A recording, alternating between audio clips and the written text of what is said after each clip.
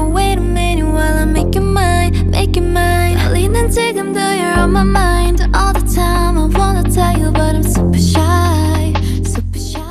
Assalamualaikum warahmatullahi wabarakatuh. Yang terhormat kepada Bapak Febrian Eko Saputra, SMMSN, selaku dosen mata kuliah Statistika Ekonomi. Sebelumnya, perkenalkan, nama saya Nisha Nuraini. Saya dari kelas Manajemen 22A dengan NPM 22411016. Pada materi kali ini, saya akan membahas uji hipotesis. Berikut pengertian dari uji hipotesis. Uji hipotesis adalah metode pengambilan keputusan yang didasarkan dari analisis data. Dalam statistika, sebuah hasil dapat dikatakan signifikan secara statistik jika kejadian tersebut hampir tidak mungkin disebabkan oleh faktor yang kebetulan. Sesuai dengan batas probabilitas yang sudah ditemukan sebelumnya. Nah, uji hipotesis ini terkadang disebut juga dengan konfirmasi analisa data. Keputusan dari uji hipotesis hampir selalu dibuat berdasarkan pengujian hipotesis nol.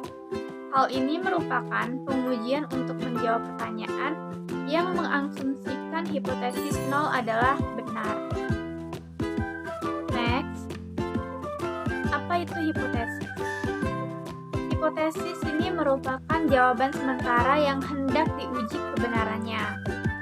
Tidak semua penelitian memerlukan hipotesis, tetapi penelitian yang bersifat eksploratif dan deskriptif tidak memerlukan hipotesis.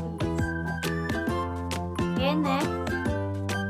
Dan hipotesis ini memiliki 4 manfaat. Yang pertama adalah menjelaskan masalah penelitian. Yang kedua, menjelaskan variabel-variabel yang akan diuji.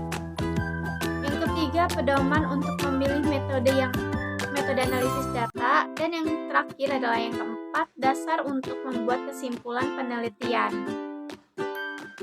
Berikut next ya.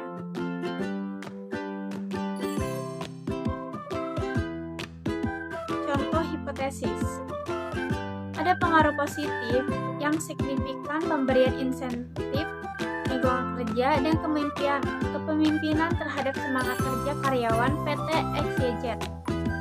Nah, hipotesis ini dapat menunjukkan masalah penelitian, variabel penelitian, metode analisis data, dan begitu pula kesimpulan. Next, memiliki fungsi hipotesis. Hipotesis merupakan kebenaran sementara yang perlu diuji kebenarannya.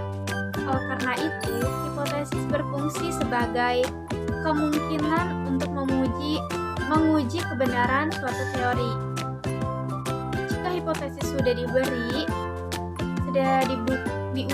dan dibuktikan kebenarannya, maka hipotesis tersebut menjadi suatu teori.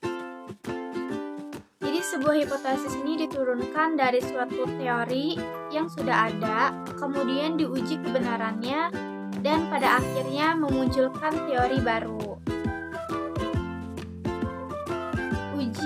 Untuk menguji kebenaran suatu teori, selanjutnya juga memberikan gagasan baru untuk mengembangkan suatu teori dan memperluas pengetahuan peneliti mengenai suatu gejala yang sedang dipelajari. Next, dan memiliki macam-macam hipotesis. Yang pertama adalah hipotesis deskriptif, yaitu pelayanan administrasi pada Universitas XYZ tidak memuaskan. Yang kedua, kinerja keuangan Bank BCA baik. Dan yang ketiga, semangat kerja karyawan PT XYZ tinggi. Dan yang kedua adalah hipotesis komparatif. Yang pertama adalah penggunaan metode X lebih baik dibandingkan metode Y. Kinerja keuangan Bank X lebih baik dibandingkan dengan kinerja Bank Y. Dan yang ketiga adalah semangat kerja karyawan PT XYZ lebih tinggi dibandingkan dengan semangat kerja PT ABC. Yang ketiga adalah hipotesis asosiatif, yaitu yang pertama adalah kepuasan mahasiswa berpengaruh signifikan terhadap loyalitas dosen. Yang kedua, jumlah nasabah berpengaruh terhadap kinerja keuangan Bank X.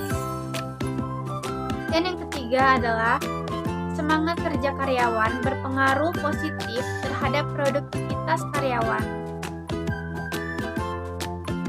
Next,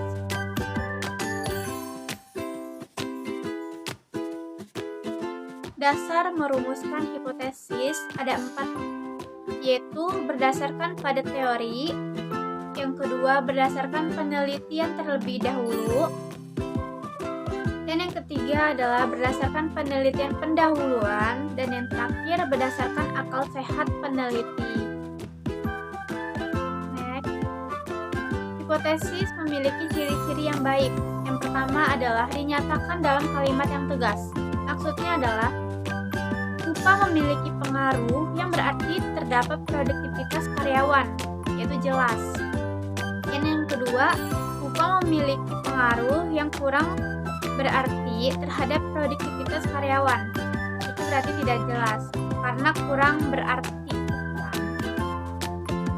Yang kedua adalah dapat diuji secara alamiah.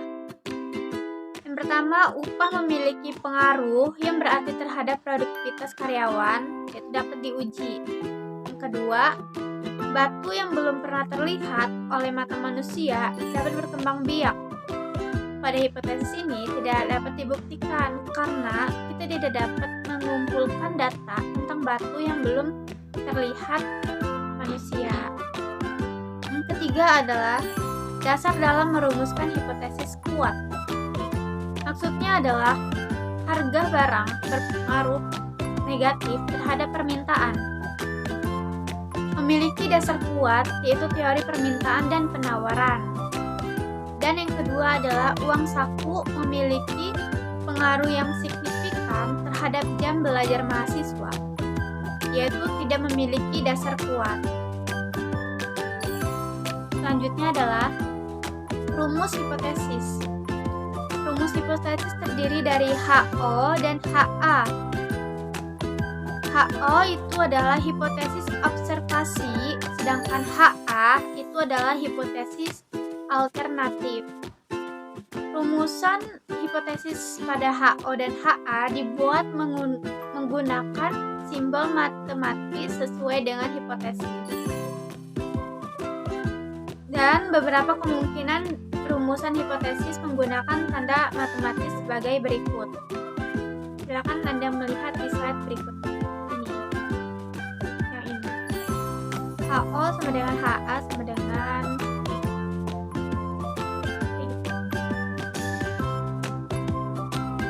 ini berikut rumus hipotesis.